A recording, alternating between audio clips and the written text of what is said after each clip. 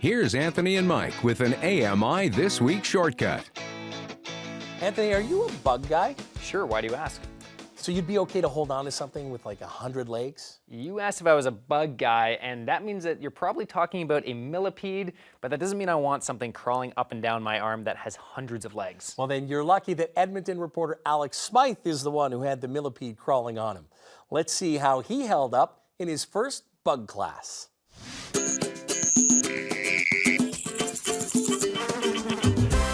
Welcome to Bug Class. I'm at the Royal Alberta Museum in the Bug Gallery, and I'm joined by Pete Heule, the live animal supervisor. Pete, we have a millipede in front of us. How many legs does this thing have? That's a good question. So they keep adding more legs the older they get. So the joke is by the time you get them counted, they've added 4 more.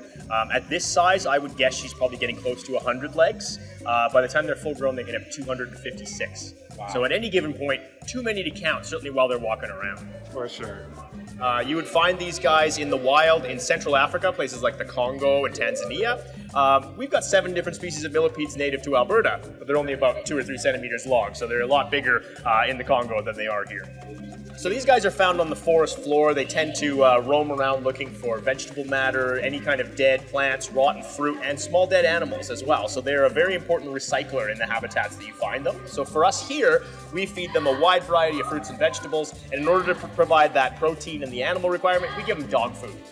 Really? They're so well built to eat rotten, sort of squishy stuff that they can't bite very hard. So even trying to bite your finger, for the most part, her trying to bite my pinky finger would be like you trying to bite a basketball. It's just too big, it's not going to fit in your mouth. But also the jaw strength is rather weak by comparison. Can I pet? Absolutely, yeah. If you want to just pet her right down the back, you go ahead. People tend to expect them to be kind of slimy or kind of squishy. I find it's almost like petting your fingernail. It's a very smooth, waxy kind of a surface, but it's very hard. If you were an animal that wanted to eat a millipede, something like a lizard or a bird, you'd have to be ready to do some serious crunching. They have a very strong exoskeleton, and curling up in a ball is the first line of defense for these guys. Okay. Secondarily, they can produce different types of chemicals that make them taste bad. These guys give off iodine.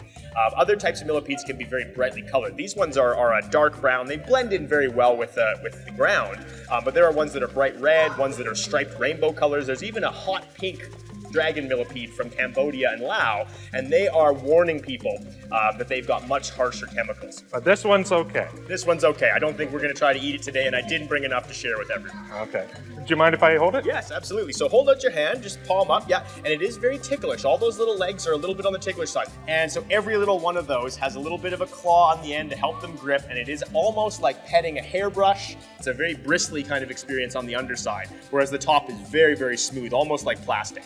Well, and the thing I really find interesting is when they are walking, all the legs, the way they move, it almost like it's a wave. Yes. That they create. Yeah, if you have that many 100 legs, you need to be very well coordinated not to trip over your own feet. So when one leg picks up and sets down, the one in front of it's already picked up and gotten out of the way, and it gives a very much a stadium wave or a ripple or ribbon-like look. So cool. And the best part is when I take her off, every one of those little legs gripping your hand, it's kind of like unzipping the Velcro off your hands. Pete, thank you so much for taking the time, teaching me a bit about millipedes. I made a new friend. I can't wait to come back. Glad to hear it. My pleasure. You're very welcome.